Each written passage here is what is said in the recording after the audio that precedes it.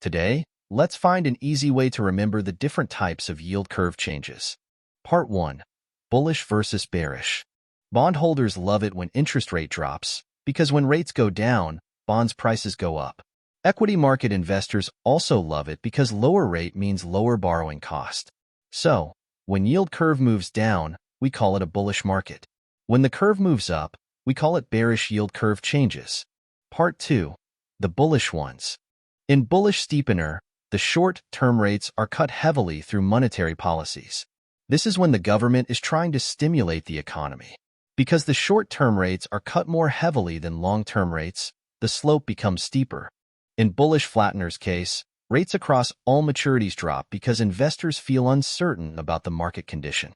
So, they drop equities and bid up the price of bonds. The long-term rates are more affected because investors buy more long-term bonds. So, the slope becomes flatter. Part 3. The bearish ones. In the case of bearish steepener, long-term rates rise more because of higher inflation expectation. While in the case of bearish flattening, short-term rates are moved up by monetary policies to fight inflation, so the yield curve slope decreases. Now, in summary, here are the 4 types of yield curve slope changes. Have you got them? Thanks for watching. See you next time.